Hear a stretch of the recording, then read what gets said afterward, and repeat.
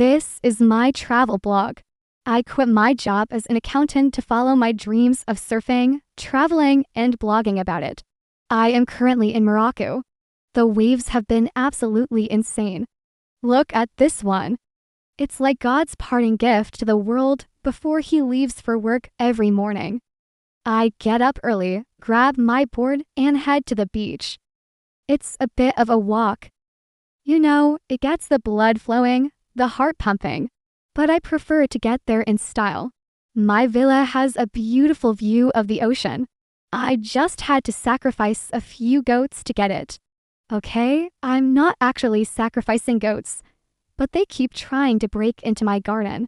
These guys are crazy. It's like a scene out of Black Swan. They're relentless. Today was a big day because I finally got some decent footage of the goats.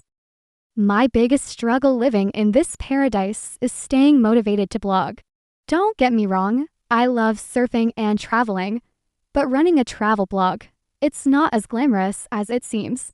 Like right now, I'm sitting here writing this blog, waiting for the goats to come back so I can get some footage for my next post. But every time I come here, they just stare at me awkwardly and then they run away. And I'm sitting here like, what do you want from me? We've never met before in our lives. You don't even speak English. I don't understand what the problem is here. But today was a productive day.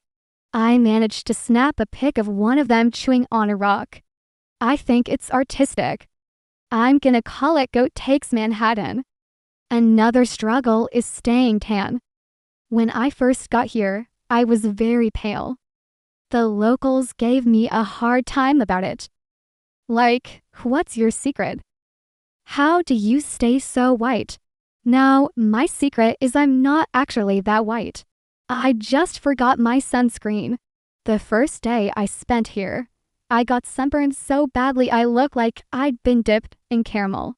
So now I wear sunscreen every day. The struggle is real. It's like trying to get a tan in England. You can do it, but you need a lot of help from Mother Nature. The upside is that since I'm always wearing sunscreen, I haven't gotten a sunburn yet. The downside is I look like I'm wearing sunscreen. In between surfing and blogging, I try to enjoy the little things in life, like a nice cold glass of water. It's refreshing. Being a digital nomad isn't all funny games. There is a lot of responsibility that comes with this lifestyle. Like right now, for example, I have to go to the beach and test the water quality. Make sure it's safe for swimming. Check for riptides, currents. Make sure the lifeguards aren't having a lazy day, which is actually more common than you think. There are a lot of perks to being a surf blogger, though. I mean, most days I can work from anywhere. I've been working from a beach shack, the back of a boat, even the middle of the ocean. It's really peaceful out here. Just the sound of the waves crashing, the seagulls crying, the occasional goat bleating. It's very spiritual. Sometimes when I'm out here, I feel like there's nothing left to do in life but this. Like, why would I ever want to stop? I don't want to stop. I don't ever want to go back home. That's how I felt until I misplaced my GoPro. And I'm pretty sure I know who took it. Karmar, that's the name of the goat who stole my GoPro. The worst part is she's not even sorry. She just stares at me awkwardly, and then she runs away. It's like, what do you want from me? We've never met before in our lives. You don't speak English. I don't understand what the problem is here. As much as I love traveling, there's no place like home. Sure, the waves may be bigger in Bali, the mountains higher in Nepal, but there's something about being able to walk into a shop without turning heads, blend in, not stand out, because I'm the weird American that buys toilet paper in bulk. Don't get me wrong, traveling is amazing. It's just different when you're doing it for the 10th year of your life. You know, you start to feel like you've seen it all, done it all, met all types of people. One of my favorite things about traveling is meeting new people and hearing their stories. I mean, that's half the reason why I started this blog. I wanted to see the world and meet the people in it. When I first started traveling, I had this idea that everyone had something to teach me. Turns out that was true. Like, this guy taught me how to surf, this girl taught me how to scuba dive, and this woman taught me that if you stare at a wall long enough, it'll eventually break. But after a while, you kind of feel like you've learned everything there is to learn. I mean, I've taken enough cooking classes to feed an army, and I still can't make an omelet. For the longest time, I've been trying to find that feeling again, that feeling of wonder and excitement that comes with discovering a new place, culture, way of life. I thought it would take me going to every country in the world, seeing every landmark, trying every local dish, but it turns out I only took a trip to the grocery store. Yeah, these days, the most exciting part of my day is when the power goes out and I get to use my headlamp to find the avocados.